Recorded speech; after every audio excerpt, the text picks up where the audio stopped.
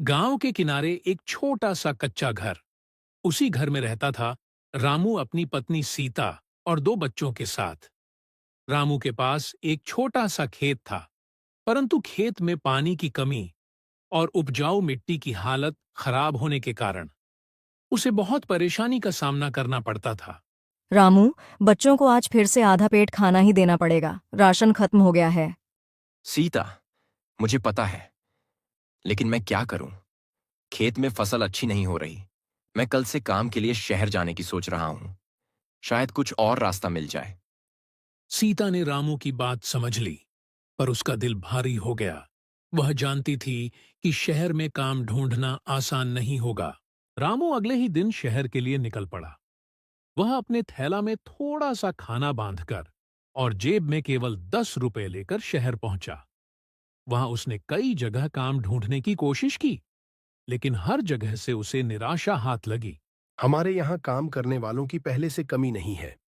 तुम जैसे कई लोग रोज आते हैं। जाओ, किसी और जगह तलाश करो। साहब, मैं बहुत मेहनती हूं। जो भी काम मिलेगा मैं कर लूंगा। बस एक मौका दे दीजिए। ठेकेदार ने उसकी हालत देखकर उसे एक और दुकान पर मजदूरी का काम दे दिया। रामू ने बिना किसी शिकायत के वहां दिन रात मेहनत करनी शुरू कर दी। इधर गांव में सीता भी परेशान थी। बच्चों की पढ़ाई रुक गई थी और खाने के लिए अनाज का इंतजाम करना मुश्किल हो गया था। माँ, पापा कब आएंगे? हमें स्कूल जाना है। बेटा, तुम्हारे पापा जल्दी ही लौटेंगे, तब सब ठीक हो जाएगा। सीता ने गांव वालों से उधार लेकर किसी तरह गुजारा किया। रामू दुकान पर सबसे ज्यादा मेहनत करता। वह सुबह जल्दी उठकर काम शुरू करता और देर रात तक काम करता।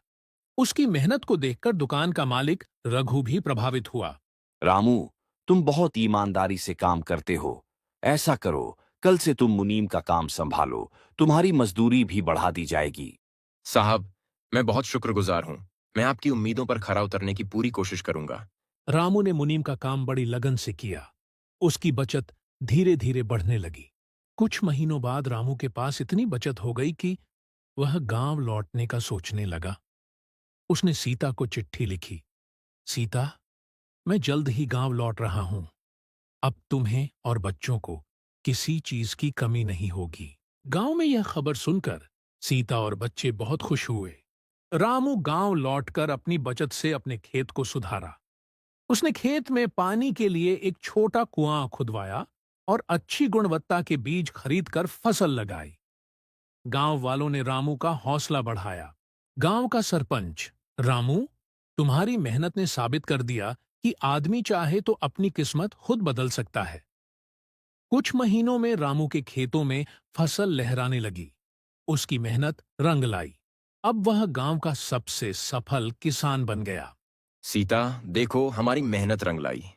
अब हमारे बच्चे अच्छे से पढ़ेंगे और हमें कभी किसी के सामने हाथ फैलाने की जरूरत नहीं पड़ेगी।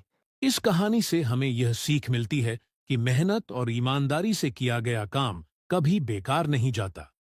चाहे परिस्थितियां कितनी भी कठिन क्यों न हो, इंसान अगर ठान ले तो अपने जीवन को बदल सकता है।